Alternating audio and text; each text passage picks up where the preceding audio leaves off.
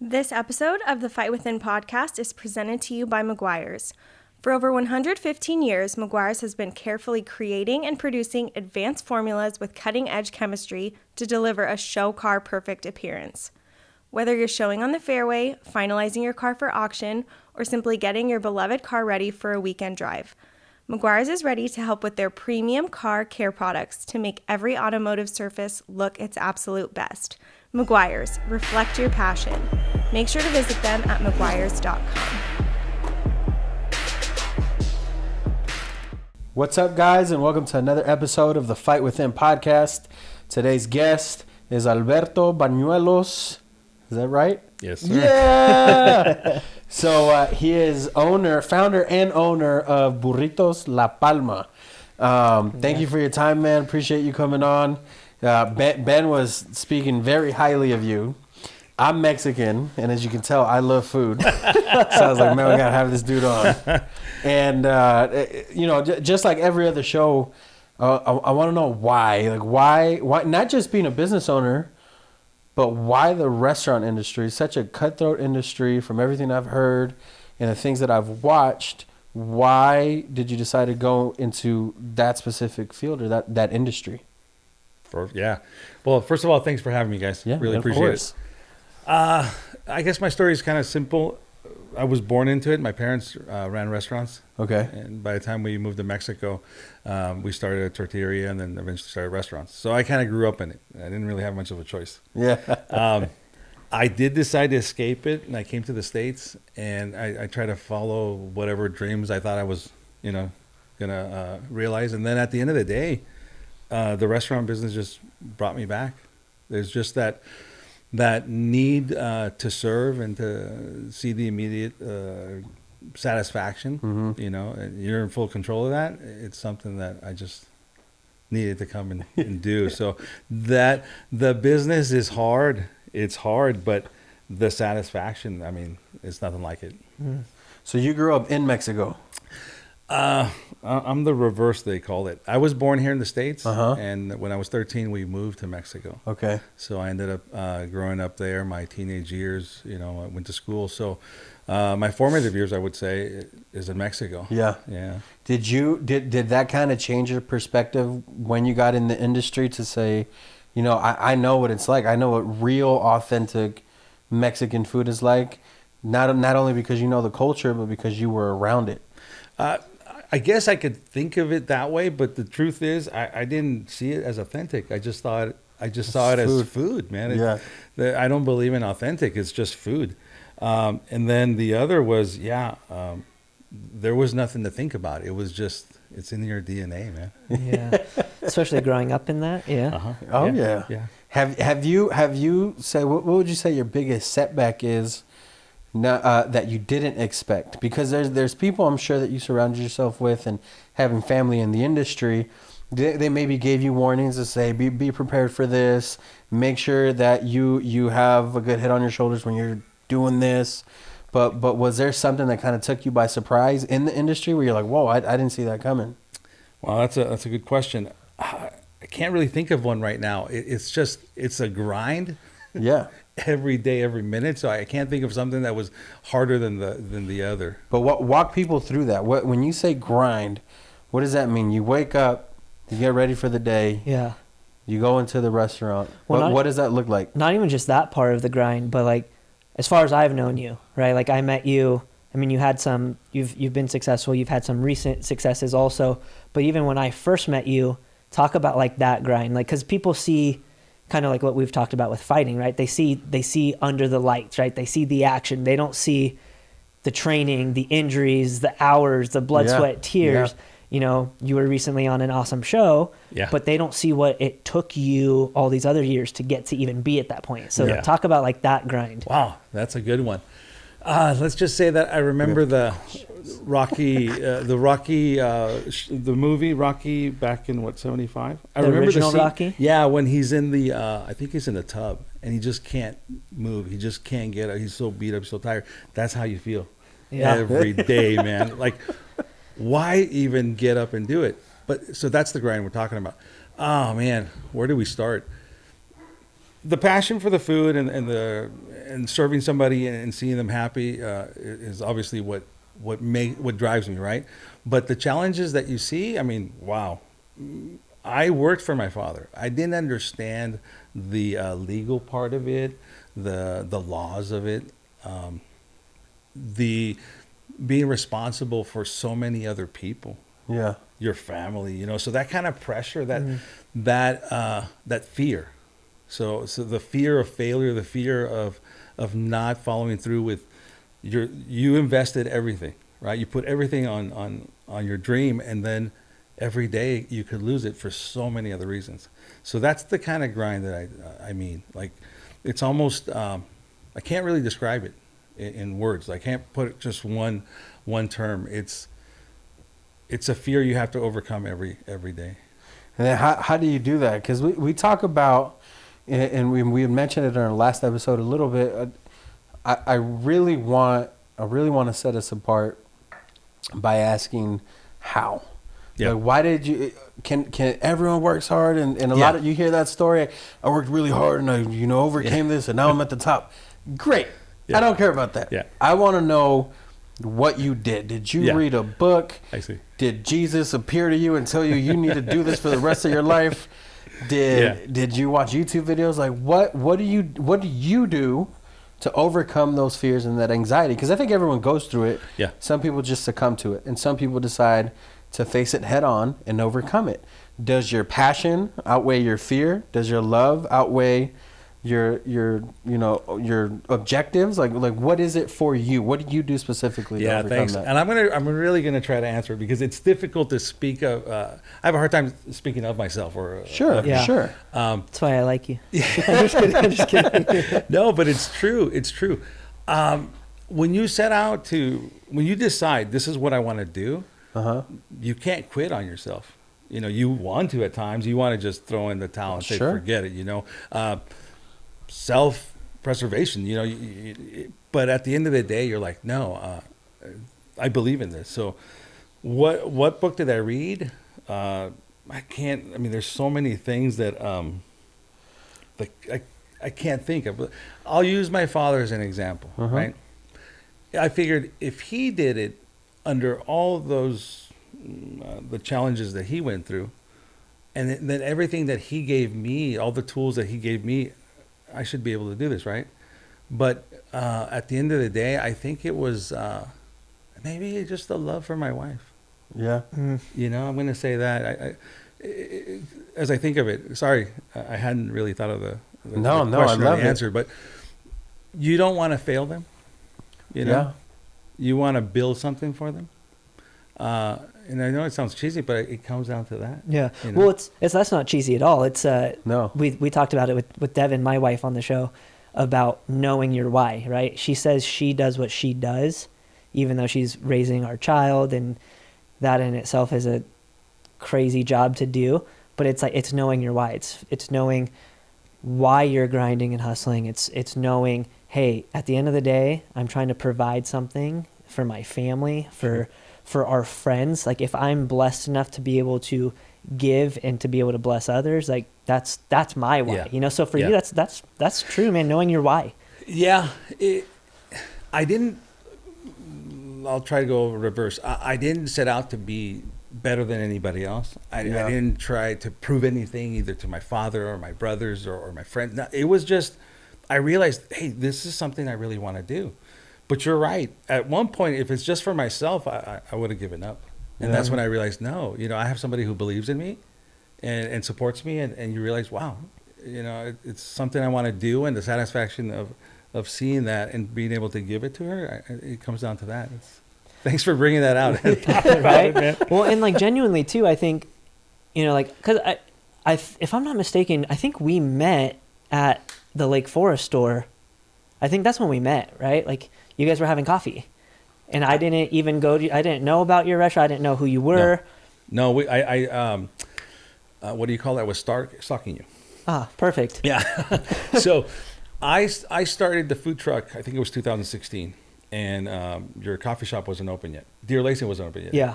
And then I popped up in the front of Scoops. Okay. So I knew of you and I knew everything you were doing, and that was exciting. And sorry, I'm on your show, so but I'm still gonna say it. That inspires you. Oh yeah. You're like, no. dude, this guy. He's younger, maybe better looking. No, but he's got all these things going, and I'm thinking I could do that too, right? But at the time, I had just started a food truck, and talk about that's that grind. hard. Yeah. That's the grind. I mean, you got a restaurant on wheels, so you're driving a truck, and gosh, that's a hard one. But I knew of you, and then I found out that you had just opened up Lake Forest. Yeah. And I live in Lake Forest, and so yeah, I was always looking out for you. So that's Hey, cool. what's up? Well, that's funny. That's how I met them. That's how we met. That's But then awesome. obviously we started talking, and again, so I mean, we know of each other. It's been few years now, but even still to this day, like I don't know obviously everything about you and what you've gone through, but just from me looking in, and I think it's something that other people out there can relate to. But it's like you said, when I met you, you were starting your food truck. Mm-hmm. Like it wasn't all glamorous. Like it's still not glamorous, but to the outside looking in right now at you, they're gonna be like, oh my gosh, they've made it. They must be super loaded and rich because they have 3-4 restaurants. Yeah. They're making tortillas. They're doing all these cool things, but people don't understand. Like just like with the fighting, like yeah, it looks really cool when you're in the ring or you're on a TV show, but since I've met you, you and I have had numerous conversations over the years about like our struggles. Oh yeah. And sometimes like, why in the heck are we doing what we're doing to be making the kind of money that you make? I mean, yeah, there's a lot of reward and satisfaction, but it's like, I think people out there can benefit from listening to like, you had a food truck. Yeah. Like you didn't have all these cool restaurant locations at the time. No. You weren't on a Netflix show. No. You didn't have all these cool like accolades and stuff like that. No, it wasn't glamorous at all. No. And I think those are the stories that, Manny was referencing. We want to be a platform where we can kind of maybe encourage someone or maybe even like, for lack of better terms, just push somebody into the direction if they're thinking about it, like that, the grind, the hustle, like let's kind of talk on that. And, which is going to lead me into into other things of questions to ask you. But again, from the outside looking in and just watching what you've been able to accomplish in the last few years, I mean, it's rad. Thank you. Yeah. Like when you think of it that way, those little things that make the biggest difference, right? So if you're going to do something, do it right. Yeah. Or don't do it. I mean, it's easier said than done, but that is the truth. And I think of those truck days. And one of the things that, again, I think of my dad, you don't do you don't take shortcuts. Yeah. And I remember I went through all the proper channels, and people in the business like, oh, you don't have to do that. Don't worry. But I thought, no, I'm going to get where I want to go. And if I start cutting corners and doing things that are in the gray area, that's not a solid foundation. Yeah. The other thing is, and maybe your guests, if they want to accept the truth or not, but it's not about the money. Yeah. It can't be about the money. I just spoke to a chef, a talented chef today, and she was asking, how do you do it? How do you do it? Well, I don't do it for the money. Yeah. Don't be in the restaurant business for money. Yeah. There's very few people that were fortunate enough to make some money. But again, it's the wrong reason to be in it. You're in for me, the restaurant business or the self-employed is because it's going to give you something that working for somebody else doesn't. So in my case, I kind of crazy thoughts, and then I could choose to follow them or not. Yeah. So I don't feel trapped, and that right there is the freedom that I need. So the money comes after. Yeah. And even now, it's not about the money. It's always just reinvesting in yourself and growing that business. I would say, well, and two is like, do you think you've been finding some success in just the way you approach your relationships with people? Because as I got to know you because of just how you treated me, and the way you interact with people. Do you think, at least for what I was thinking and how I felt when I first met you and we were building our relationship, like I considered you someone that was like, oh, this guy values a relationship. Yes. Versus, Thank you. just, can this guy help me? Right. You know, like looking out for, instead of looking out for yourself, I felt you were genuinely interested in like building a relationship, Yes. which in return made me be like, okay, if I can help him, or can we work together, whatever it is, you know, we've talked about so many different things that we could have done or could do. And, and it's all because of your relationship building. Thanks. And here we are. Yeah. Right. No, it's so true. It's so true. You know, I've been lucky enough that people will ask me, you know, for my opinion and whatnot. And, you know, how do I get my crew to be, you know, either successful or happy, these long-term employees. And then I always felt like, one, you want to create the environment that you want to work under, right? Mm-hmm. But you definitely want people to be happy. They want to be there. You know, it can't be about the money. Again, you can only pay somebody so much. It's still a business. But what makes them want to show up every day, you know, and ready to put their best face forward, it's the environment that you create. So I do value relationships. It's the world we live in. Yeah. You know, especially nowadays. Yeah, we talk about that quite often. Well, yeah, and I was going to say, to backtrack just a little bit, when does it help you when you have other entrepreneurs or other business owners that you can talk to, and how far does that go to you as a business owner, not just the industry, but just you as a business owner, to know like, hey, there's other people that are going through the same things that I'm going through.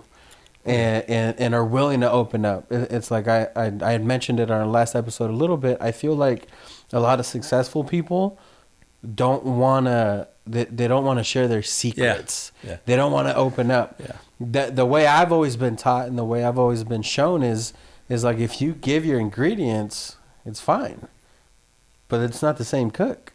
Exactly. It's not the same passion. It's not the same passion. Attention to detail. You know, yeah. And so does that help you when you are thinking of new ways to maybe overcome something that you have going on at work, to say, oh man, Ben is going through this with one of his employees, you know, and they called him fat. They called me fat. Like, how am I going to get over it? Like, you know, whatever. I hear you. You know, like it does. It does. But not in the sense of, oh, he's having a bad day, so I feel better. No, not in that sense. Yeah. No. But I mean, there's people like that, unfortunately. Yeah. There's a lot of negative energy out there like that. When I hear somebody's struggle, you know, not only you empathize with them, right? But you also learn, and better yet, if you have gone through that or you have something to offer, you know, if you could help him, that makes me feel great. Yeah. You know, I've helped this person. This person will eventually be better, and therefore we're all better. Yeah. No, definitely sharing. Yeah, there's a secret recipe or two that I just can't share, and they're like, dude, it's just, you know, it's just the recipe. Well, yeah, that was my parents, you know, that's their patrimonial. Different. Yeah, that's different. Yeah. But other than that, techniques and space, you know, my restaurants are open to anybody, you know, whenever.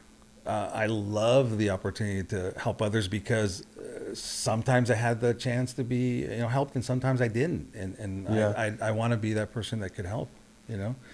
The more the merrier. When we were doing the food truck, I reached out to so many other, you know, food truckers, and like, hey, let's all meet up in one, you know, lot, and we'll just bring people. And most of them were like, no, you do your thing, I'll do mine. Yeah. But they missed the point. You know, they missed the point that someone would have come and tried my food today, and then maybe they would have tried yours, and then you would have brought more people to one point, and you build that business. They're building community. Yeah. So there's I know there's too many people that are constantly just looking out for themselves, which, I mean, if that's your game, that's your game. But, you know, it is what it is. Do you think maybe because they haven't seen the growth? I don't know. And maybe they don't want to give it to someone and be like, I'm giving them an easy track. Because I can see that, how selfishly you, obviously, you know, you love your family, you want to take care of yours, but there's no better feeling than making sure that you bring your friends with you and your community with you, so that you guys can stay together and keep that bond going. Like, hey, we're all coming up. That's why, like, Manny Pacquiao has 40, 50 people that he's brought that have been with him for the longest time. But they were with him in the dirt. Some of the people just joined, you know, 2 years ago. And there's some people that take advantage of that. Sure. But imagine how Pacquiao feels knowing that, like, hey, these people struggled with me. They want me to succeed. It's like I tell my son all the time, like, surround yourself with people that make you better. Yes. And people that want to see you succeed. And vice versa. There's ways that you can make them better, and then you can help them succeed. And now you guys are both successful coming up together, and now you're helping other people do it. Yep. You know, like I don't know if it was Denzel Washington. Someone said it like, you never look down on someone unless you're helping them up. There you go. That's Dang. the only Well said. time you I look like that. down on someone. Yeah. That's good. That is good. So like, how do you think the culture can change? Because selfishness is I believe, is something that can be changed. Yeah, I agree. I think that like today's climate, right, very divisive, you could say, and whatnot. But that's I think that's superficial. That's just a game that's played every 4 years or whatnot. But you know, Yeah. But at the end of the day, what we're doing here, what we do outside, what we do at your coffee, that's building community. At the end of the day, it's about people and helping people. You have to separate that. There's always going to be other people who do subscribe to that business focus. When I think of somebody who only thinks of themselves, that's one way of saying it. But really, they're just following the capitalist, business model. Yeah. Dog eat dog, and well, if it works for them, that's great. But I don't believe, at least for me, that's long term. Yeah. If I can't help you, you can't help me. We don't grow. Yeah. So in life and in business, it's the same model for me, So that's one way of seeing it. The other is that, if you're successful, I'm going to be successful. It's just success breeds success. Yeah. Yeah. So we have to champion each other. We have to support each other, and even better when it's a different industry. Yours is service industry, but it's a different Very product. different. Yeah. But a different product. But it applies for everything. So I don't know if that. No, it helps because, especially because I was like that. I would see guys that like, not so much football because I was never really at that level, but in fighting, I was very fortunate to sign with Bellator pretty early in my career. But there's guys that like made it before me, where I was like, man, like that dude doesn't deserve to be there. And instead of being happy for him, a little part of me was not resentful, but like jealous. Like, well, I deserve that. Yeah. But I wasn't ready yet. Even when I got to where I got to, I wasn't ready. See, thank you for sharing that, because these are thoughts that I haven't formulated, but hearing you, then it makes me think, oh yeah, I can relate to that, because it's true. Early on, man, I would see people they're like light years ahead of me. And not that I would say, oh, they're not as good as me, but I was like, what the heck are they doing, right? Yeah. But that actually helped me just realize, no, focus on yourself, focus on your own thing, and just be satisfied with your own success and growth. If they get there before you do, great. Yeah. But at the end of the day, it's satisfaction or not, So, Oh, yeah. Yeah, I remember those days. But I think people fall in love with the destination. I've heard it 1,000 times, but you need to fall in love with the journey, because that's what's going to mold you and shape you and build your character and give you that resilience. Yeah. And that character to say, hey, look, well, this is who I want to become. This is who I am. Now I can help this person. Would you now, being in the position that you're in, not that you have everything you want, but you do have success, would you, not how easy, but how much easier is it for you to say, hey, Manny, you want to start a restaurant? Let me show you some things that I made mistakes in, so that you don't make them. Oh, I could do that all day long, and you're not gonna listen to me, and you're gonna still have to make those mistakes. Yeah, because I think that's how we learn. Yeah. The advice. We talked about family earlier, and it comes down to me. I do believe the family. I'm very fortunate that my parents raised me right. Mm-hmm. Did I agree? No. Was I the model son? No. Did I do everything that I wasn't supposed to? Probably. Yeah. But that did help me, because at the end of the day, they cared. They let me be the bad word, no? No, go for it. Yeah. Dumbass that I am. Not that bad. But at the end of the day, they didn't let me fail, right? They didn't Yeah. fail me. And I want to do that for my kids. But that was a journey that I had to take to learn. And that's one of the best examples. Hey, help me open a restaurant. I'll help you. And you could imagine how hard it's going to be, but until you're in it, you don't know. You just don't know. I think there's certain mistakes, like if you tell me, go hit this table as hard as you can, bare knuckle, it's going to hurt. I'm probably going to do it once and never do it again because I know how bad it hurt. But because I'm stubborn, I'm going to try it at least. I know that it's hardwood. I know that I'm not wearing any protection. But just because I'm stubborn, let me see how bad it does. It hurts. So I'm going to do it. But if you said there's a huge hole right here and it's 100 feet deep, and if you fall, you're probably going to die. I don't need to learn that lesson. Right. I can just walk right around that hole. Yeah. And that's what I think there's different levels of lessons that you can learn. The one that you wouldn't heed is the one that you truly believe in. Like, that's a good example, right? Fire. We learned, don't put your hand in the fire, it's going to burn. So we don't, right? But if you have a passion and you believe in your product, I'm not going to convince you that's True. Not going to work, right? 100%. So you have to fail. But if we're friends or we're a community, we're going to be really close to you. And when you're ready to fail, we'll pull you back. And then you hopefully saw, hey, that didn't work out.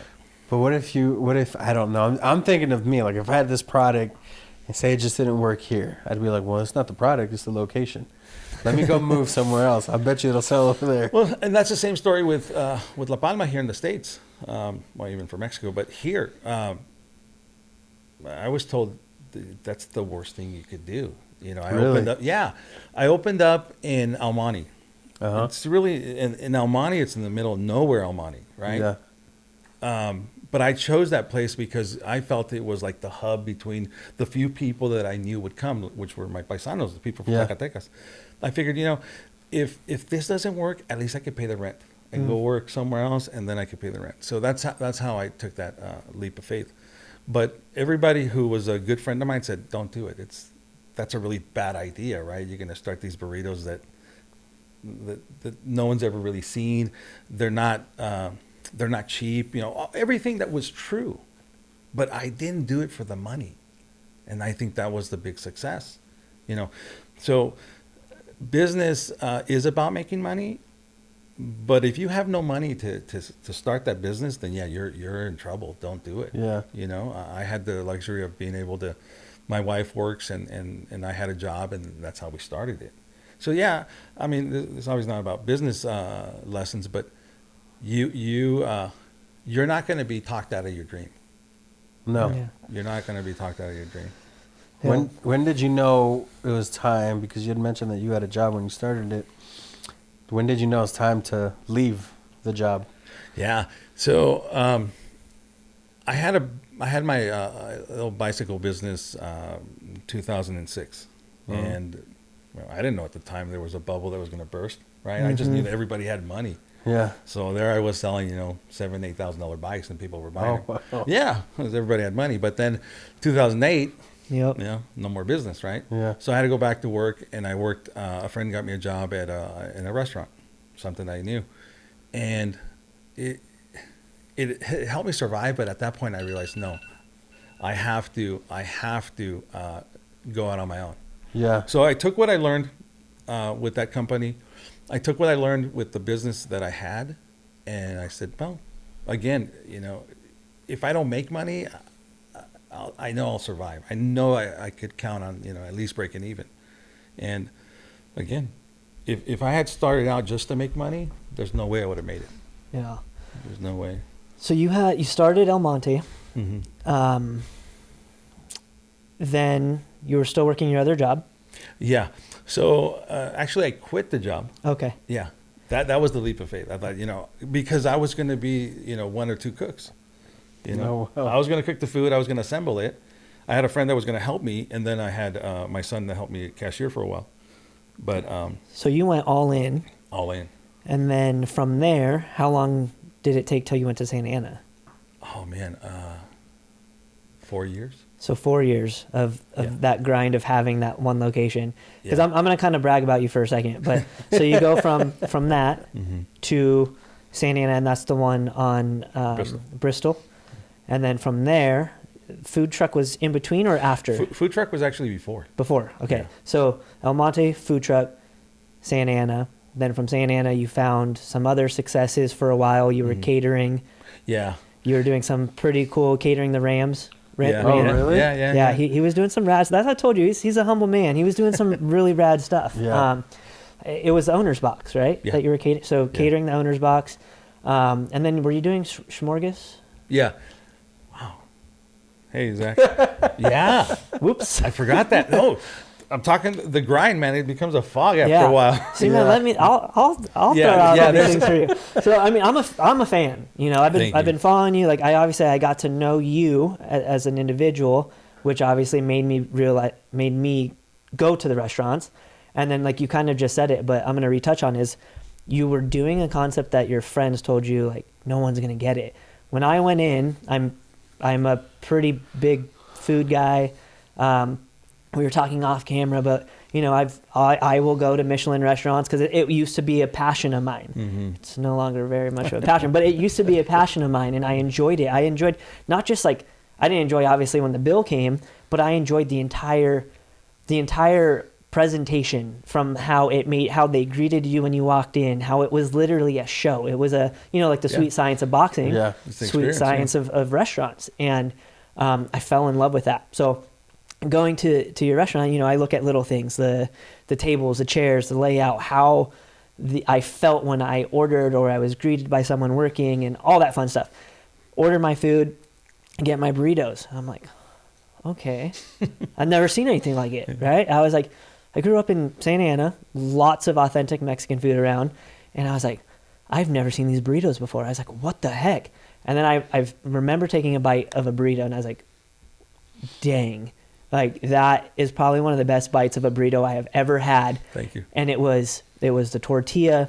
It was how juicy the meat was. It was the fact that you put like the juice of the meat in the tortilla and it soaks it up. Yeah. It's the chili pepper you put on there. It's everything about it. I love that it's in cardboard boats, because for me, I'm like, you know, I'm eating a burrito. It's in a boat. It doesn't need to be on a fancy plate. Yeah. All these things. Yeah.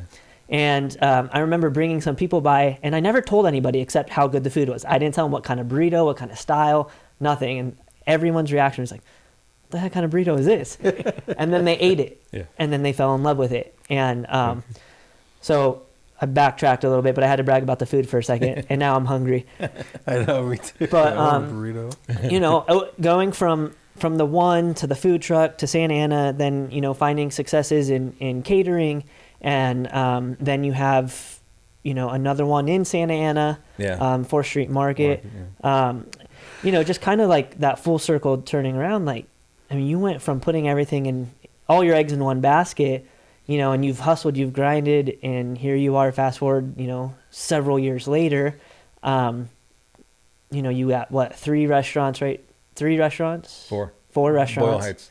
That's right. So 4 restaurants, and then, you know, all these high praises and accolades, and I know it's kind of hard and kind of awkward, but, you know, kind of tell us what is right now to you like the best, not the best, but the thing you value or are the most appreciative of to this part of your journey.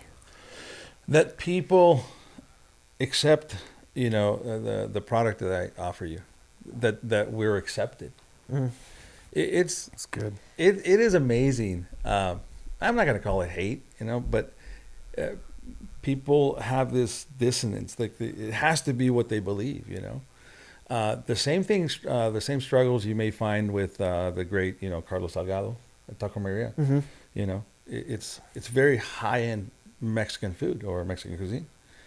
So when you go there with an open mind and enjoy the experience and the flavors, you know, the textures, and you'll walk out, you know, amazed. Yeah. But if you go in there thinking, oh, it's just going to be an elevated taco, yeah, you're going to be disappointed, because you're already, you know, you've already judged it. Yeah, you've already preconceived of, you know, what it should taste like. That's one. So me, I love the reviews that I get when there's like 5 negative things about my food, but then they'll always end it with, but the food's so delicious. Yeah, those are Those are like, what the heck? I got it, you know? Yeah. Thank you. And that means a lot. So that's the one. The other thing that I really enjoy, and it's always flattering because there's always somebody so much better than you. And when they choose you to cater their events, you know, and there's some really humbling events that I've been, you know, fortunate to partake in. And it just, it's a beautiful reminder that you're, like the belief in oneself, you know, paid off. Like, it's a huge gamble. Yeah. But you can't fear the failure. Failure is just another way of learning, right? Yeah. You know, no one's a failure. It's just, you're just learning. And to me, that's one. That's the thing. We've received a lot of nice accolades, you know. I think the one that, and I hate to say one's better than the other because it's not. Like, I'll try to be brief. There was this event that I was invited to, and this is at the early stages of El Monte, so this is like 2 years in, and we're pressing tortillas one by one, right, from day one. Not a lot of people did that. That's in crazy. LA. That's crazy. Yeah, there's some great places out there now, but at the time I wasn't really aware of anybody, and we weren't fancy, you know. People didn't know us. We didn't have any social media. I like to be a dinosaur. I like analog, you know, but so we didn't have that. I just banked on the friends that I knew, and through their social media, they brought more people. Mm-hmm. But you know, going back to that, it was a matter of just paying attention to the details. You know, like there were days that I sold $70. You know. Like, what are you gonna do with $70, right? In Southern California. In Southern California, Yeah. Fill up your gas. Sheesh, not even. and you're right, because I was commuting 107 miles every day, Jeez. and I did that nonstop for over a year. But you're right, people don't see that, Yeah. and it's okay. And people could say, "Oh, I'm gonna do that." Well, saying and doing, right, is Two different things. yeah, 3 different things. yeah. But I didn't feel like, oh, I want to give up. I was doing what I wanted to do, right? Mm-hmm. So, well, to the point of the story is, there was somebody had, obviously something happened that this food critic went to the restaurant, and he was looking for participants in a really cool food festival that, and mind you, I didn't know any about this. I wasn't part of that world. And he called me up. He's like, hey, you know, I went to your restaurant. I really like the food. I've got this really cool event. It's going to be the 3rd year. Love for you to participate. I'm like, wow, man, I'd love to. I did. We ended up winning Best Traditional Taco. So crazy. And thanks to him, you know, people knew more about us. But you're still in El Monte. Yeah. You know, people that are in LA, the foodies, they would have to travel an hour with the LA traffic to get to us. So it wasn't like all of a sudden, you know, woo, we're printing money, right? But, you know, there was other food critics that you know, have passed on, you know, the great Jonathan Gold. They wrote of us. And that kind of started telling the story. Hey, this is a little different, but it's worth the trip. And at this point last year, 2019, we received the Michelin Bib Gourmand Award. And that's, you know, to me, that's the World Cup, you know, for me. We've been, you know, again, fortunate to be in a lot of events where your food is exposed to people that really know what they're doing. You know, they really understand the industry, and for them to say, "Hey, good job," it made it all worth it. That's awesome, man. That's so cool to be able to go from literally just giving it everything that you have. Like, this is like your one. It's like a crapshoot, you know. Like, you can either be successful in it or it could not. I appreciate the you know, the forum you're giving me, because the truth is, I never saw it as I'm going to fail. It's not like, oh, I have no choice. It's just, I was about to do what I wanted to do. Yeah. See, you're lucky when you get to the point that you know what you want to do and you get to do it. I mean, I'm not saying that luck necessarily is it, because luck comes to the person who's best prepared, right? So you make your own luck, I guess. Yeah. But there's also a lot of things that have to align. And Yeah. that's where, you know, fortune comes into Well, play. I heard a good one time, 'cause especially in fighting people, we say he got lucky. He threw a lucky punch. He's lucky it landed. I forget what fighter it was, but it was a few years ago, and he said, well, I guess I'm lucky.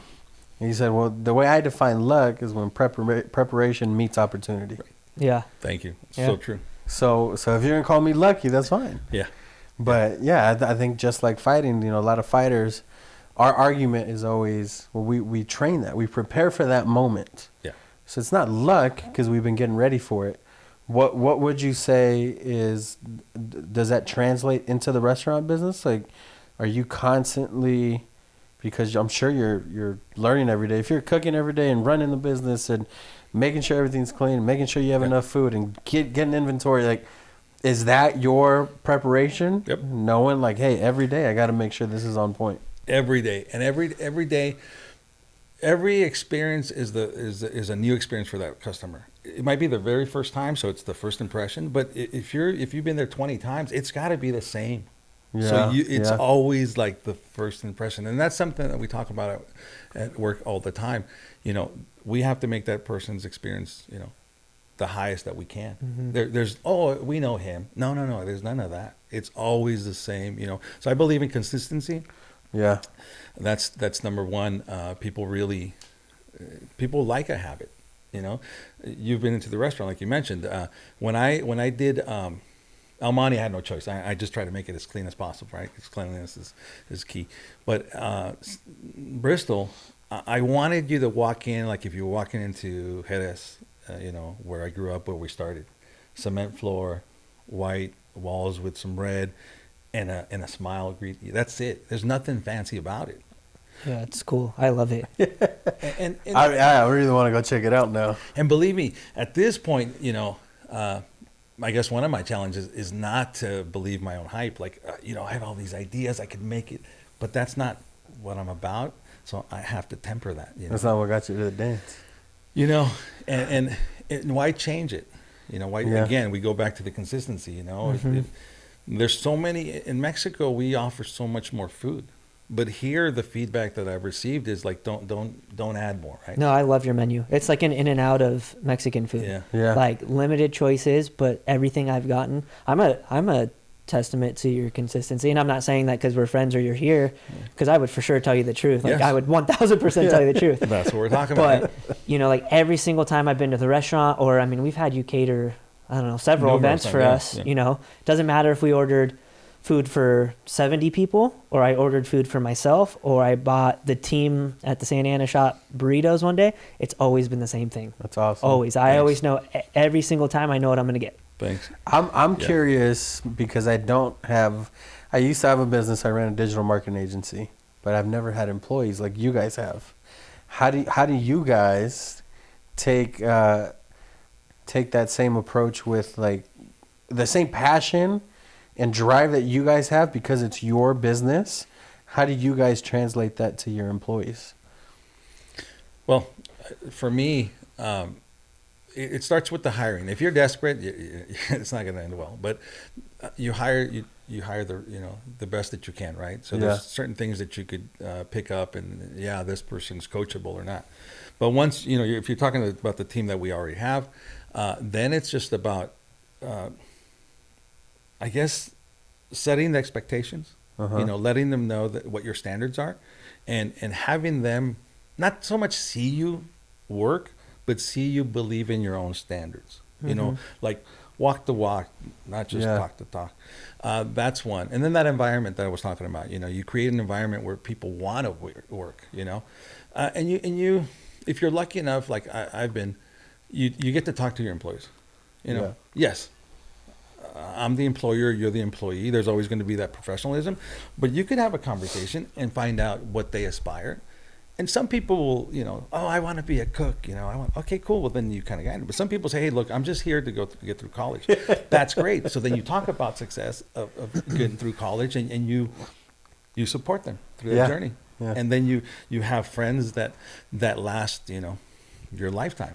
And they were just part of that. So for me, for the employees, it's definitely about creating that sense of, well, this is how it's done, and this is why it's done, and if they believe it, they do it, and that's That's what it comes down to. What for about me. you?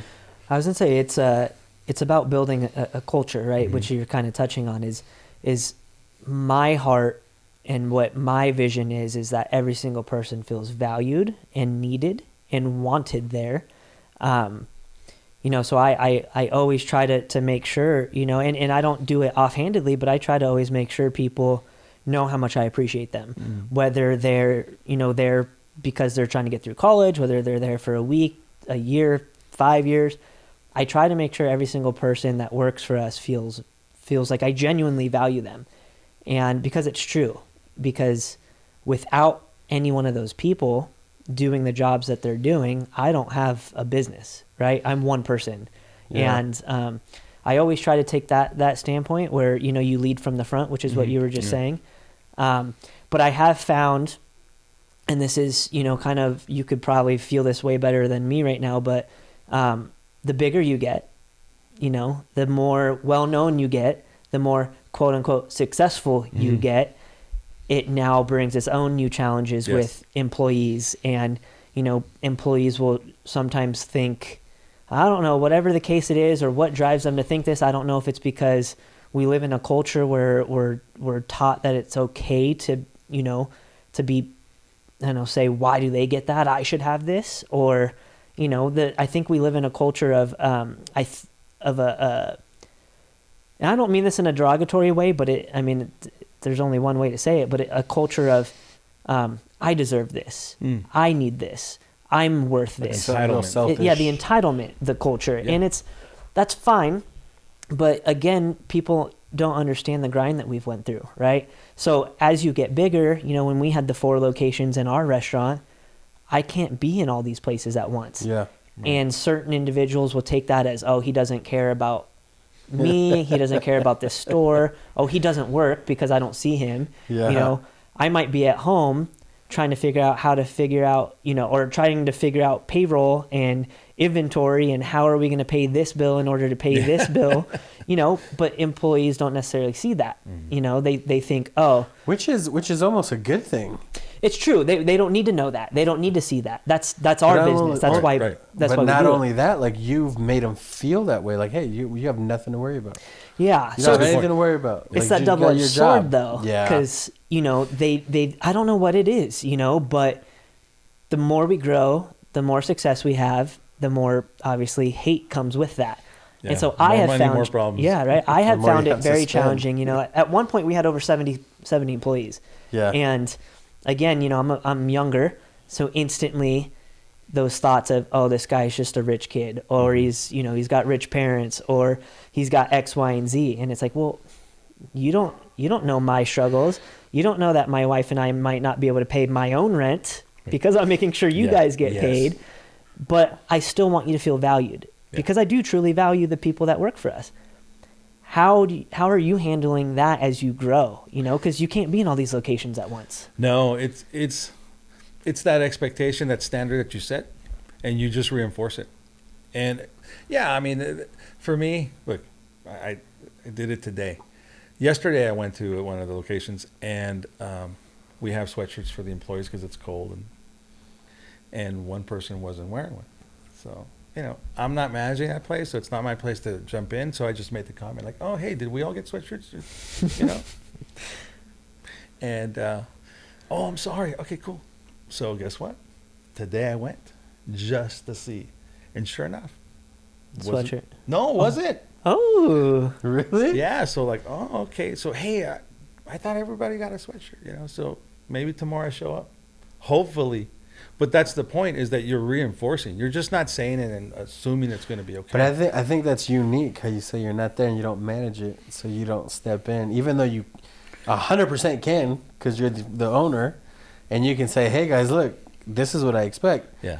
But you still give the manager a chance to manage their store. I do similar. I try to. Yeah. Unless it's something blatant, then I'll step in.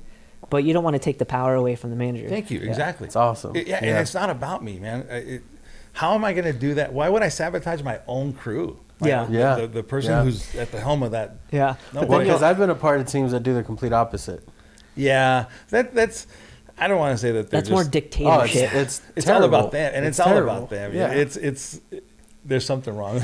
Yeah, no, I like that approach. I try to do the same thing, but then double-edged sword comes back at you. You know, employee X, Y, and Z. Oh, he's the owner and he couldn't even say something. He has to have the manager do it, and it's like, man, you can't win for nothing. Can't win. No, you can't win. And I think So it gives you tough skin. Yeah. Unfortunately, because at least for me, for the first, if I'm being very honest right now, people listening, being very honest right now, probably for the first 7 to 8 years of doing my business, I took everything to like heart. Yeah. Like genuinely. Someone said, I don't know, you know, must be nice to be Ben and only have to work 1 day a week. And I'm like, I like that ate at me, right? I would come home and my wife would be like, what happened today? I was like, this freaking person had the audacity to say, you know, it must be nice to only have to work 1 day a week and, you know, blah, blah. Like, and she looked at me and be like, why do you care what they think? They don't know what you're doing. Yeah. I was like, yeah, but it's mine. It's my baby. Yeah. And I take these things personally because I feel like I have gone out of my way to make sure that I genuinely make people feel like loved and cared for and wanted and needed. And then to have those instances, you're like, I'm about to go to my garage, load up on the bag, and just let all my aggression out. But it's like I took all those things to heart. Mm-hmm. And then I came a point where, and I still care, obviously, but now I'm like, cool.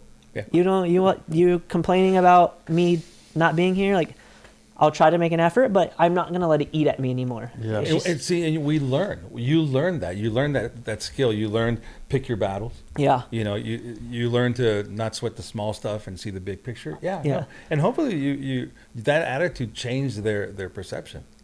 You know, if they thought that way and they continue to see you, I'm like, oh no, this guy's legit. That's to me, it's my experience. And I think it's, you know, it bugs you. The little things bug you, or the comments bug you, because I've poured everything I have into this business. You know, like everything I have, every dollar I had went to this thing. I had the same things where we had, you know, less than $70 in sales at our San Juan store. Ouch. Like, and it's you know, there's days where, you know, I would work an open to close shift, and we would do 5 transactions in a day, because 11 years ago downtown San Juan Capistrano wasn't cool. You know, it wasn't a cool place you go to. We had to make our own business cool. Mm-hmm. And so, you know, when you like, not sweating the small stuff is so much easier said than done. But now I'm a seasoned veteran, so yeah. No, there's so much to learn. Yeah, you know, it's true that at least with me and you know, not sweating the small stuff. I come from this restaurant. My parents built it in 1980, and here I am, you know, 2012, you know, doing my own thing, right? Not my own version, just it's in America. It's very different. And the thing that bugged me the most, and it's good because it kept me on my toes. I think I was ready for it, but either way, it kept me on my toes. Was my own family. Just. That's not how Mom ate it. That's not how he did it. That's not how, just open your own damn restaurant, you know? You know? But that's cool because they if anything, they force me to do it right. You know? So yeah, everything is a blessing. Everything is a positive. Oh yeah, I remember those days. That's hard, man. But again, man, I've been a fan. Will be a fan. I've enjoyed watching you grow. Thanks. It's been really cool to see. Again, super humble. I know what, I don't even know everything you go through, but I've been around for a lot of it. And it's like to see that to this and to where you want to go. Such a cool story. You know, it's the epitome of the American dream, right? Yeah. Yeah. It's funny. You mentioned the time we've known each other. Of all those times, hopefully you've seen me pretty much the same. And I've gone through some dark times, and I've said hi to you, and because I know that eventually that you'll see that light at the end of the tunnel when we get through it. But yeah, it's tough. I feel like you've always been the same, you know. That's my goal, and I'm glad to hear that. That's because at the end of the day, why sweat it? Really, you know. Again, it's easier said than done. I think it was Jim Carrey who was the one that said, you know, it's not about money. It's you don't have to be a millionaire, something like that. And someone answered, well, it's easy for you to say you're a millionaire. Yeah. To which he responds, That's why I'm telling you, because I am a millionaire. I'm 'cause telling have you the experience. Yeah, and that's what I have to say. So That's cool. my conversation may have been all over the place, but if it's about how to do things, I'll send you some bullets. But you talked about honesty, and this is why I'm making sure I say this is because, I could give you canned answers. I could give you beautiful phrases, and but why? No, we want raw and real. This is raw and real. Yeah. That's what we shoot for. Yeah. That's what we want. Well, no, thank you for the opportunity. No, man. Real quick, I know we gotta wrap up, but kind of just give us a quick snapshot. I mean, you don't have to say too much, but tell us what the future holds for you guys, and then where people can look you up, and I really want people to be able to use this again, like Manny and I have said it, but we want this to be. Oh, like the motto? Yeah. Yeah, I didn't want to blow it it's up. not 100% done yet, but so we want to be a platform for our guests and a resource to our listeners. Oh, nice. Yeah, see, that's why we were a team. That's what. Yeah. I would have butchered that. Shaq and Kobe, baby. Shaq and Kobe. Oh yeah. I'll be Shaq. You could be Kobe. Yeah. And there's another example. I'm not going to say that it was all about the Black Mamba. Of course I'm a big Kobe fan, but I'm a bigger Shaq fan, right? Yeah. But that kind of drive, when you hear about how they got to the greatness, it's easy for me to say, oh, you were born athletic, blah blah blah. No, man, no way. No. Yeah, they worked for it. It's so clear who excels and what they do. There's no magic formula there. Yeah, no, there's not. Well, it's like just for us, especially like we just started the podcast together. Do you know how many other people started a podcast during COVID? Like, what are we doing? Yeah. I really have a deep belief that not only the type of guests that we get, but the type of show that we have and the type of relationship that we have, I think it could help a lot of people out. I feel like we've been pretty open and honest. Thank you for your honesty. I feel like you've been pretty open and honest with it. Thank you. And that's the whole point. I want people to open up. I don't want the show to ever get so big that people feel like they have to answer a certain way or say certain things. Like, I was biting my nails halfway through the show. I think I picked my nose once. Like, I mean, who cares? Like, leave it. I want people. Yeah. I really want people to feel like, look, we're just having a conversation. Yeah.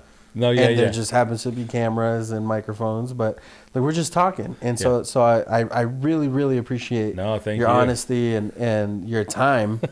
But yeah, to follow up on Ben's question, where can people find you? Where can people go and see you and try your food? Yeah, no, thank you. So burritoslapalma.com is the website where you'll find information on the locations. Our Instagram, right, at Burritos La Palma. And you mentioned what's in the future. It's pretty exciting on so many levels. So the tortilla that you mentioned, it's the start of everything. Mm-hmm. But again, I felt like it was too limiting, to say Burritos La Palma. If you see a lot of the collaborations that we do, it's always tortillas from Burritos La Palma, which is the truth. Yeah. But I felt, the burritos and the tortilla should exist on its own, and the tortilla should go on, on its own path. Uh-huh. So we're about to launch a sub-brand of tortilla. Sweet. Yeah, and that's really exciting. I'm partnering up with a great friend of mine, excellent chef. It's going to be pretty cool. We'll talk about that next time. But frozen burritos, something that's so... it's kind of ironic, right? We do these things that are all about freshness. All of a sudden I'm going to freeze them for you. But they're to ship. We found that a lot of people really enjoy it. And in order to make it easy and accessible and just a little more economical when it comes to shipping, we're going to team up with Goldbelly and some others that will do that. That's cool. If you're awesome. Yeah, no, it's See, really cool. I'm learning stuff. Yeah. Because I feel like we got, we've been on our own paths for a while. I see him often because there's a group of guys that meet at the coffee shop. You guys have your coffee. I love it, dude. It's like, it doesn't matter how successful or how busy all these guys are, because there's some, like a lot of, all of you guys are doing. I mean, we tease around with some. Those would be certain people. Better guests than me. That's no for sure. way, Carlos. He's lying. But it's cool that you guys still have that. And so we'll be looking out for the tortillas, frozen burritos. Yeah. I'm going to take Manny there. Yes. Oh, yeah. I look forward to Our seeing Santa you there. Ana hour still the same? Yep. Same. What we got to go. Maybe Do the 4th Street Market. I think that market, it just COVID really knocked the wind out of it. But I love that spot. I want him to see your space too, though. Well, then I could probably take him to both. Take them to both. Because we're going to train at a We'll gym be tomorrow. there tomorrow. Yeah, in up Costa that Mesa, area. so we can maybe just hit on do the way both. back. Do both. I'm lucky enough to be involved with a fundraising event tomorrow, so I may not see you there. But okay. That's even better because then he'll get to experience it. Yeah. But again, thank you so much. Thank you guys. It's really cool. Do you have anything else? No, I'm good. Appreciate your time, man. Please edit this though. So what? What do you want? So it's not so damn boring. No, that's what your people story's- like. Man, your story's cool. I'm gonna just do a quick cliff notes of everything you just said. Yeah. You had a business, recession hit, lost that business, went to work a job, then you went back into your owning your own business, threw all your eggs into the basket, and put everything you had into it because you didn't care about the dollar value at the time, poured your passion into it, poured into people, passions and perseverance equal grittiness, and you showed that grit. You now have 4 locations with a bunch of new stuff and in things in progress. Dude, that is a rad. So there ain't nothing boring about that. Yeah, that's not boring. So, You're good, man. I got you. I told you I'm a fangirl over here. So You're a fangirl. on that note, Alberto, gracias. No, Que viva thank you guys. Mexico. Viva Mexico for sure. And remember, guys, that everything was impossible until someone did it. So, guys, remember to like, share, and subscribe to our channel. You can find us on YouTube at youtube.com/The Fight Within Podcast. Find us on all audio platforms, including Apple Podcasts, Spotify, Stitcher, iHeartRadio, anywhere you guys like to listen to it. Thank you so much for your support. Thank you for continuing to listen to it and watch it. We can see the growth on our analytics and just want to thank you guys for supporting us. This episode of the podcast is brought to you by Kingdom Nutrition. Make sure you guys go and visit their site over at kingdomnutrition.com and enter promo code MFW10 to get 10% off your next purchase. Kingdom Nutrition carries the best sports supplements on the market. They manufacture and curate their own line of supplements with the highest quality ingredients, including a lean protein, weight gainer protein, pre-workout, BCAAs, and an array of other products. They've recently created the world's first vegan chickpea protein, and it tastes amazing. I'm a big dude. I like food, and I like chocolate. So when they told me it comes in chocolate and vanilla, I got really happy. But if you're a workout enthusiast and you want to change up your diet, change up your protein, go check out their vanilla chickpea protein. It mixes well with anything. It'll blend great with a smoothie. So to get your hands on any of these products, just make sure and go visit kingdomnutrition.com. Remember to enter promo code MFW10 and get 10% off your next purchase. Let's go.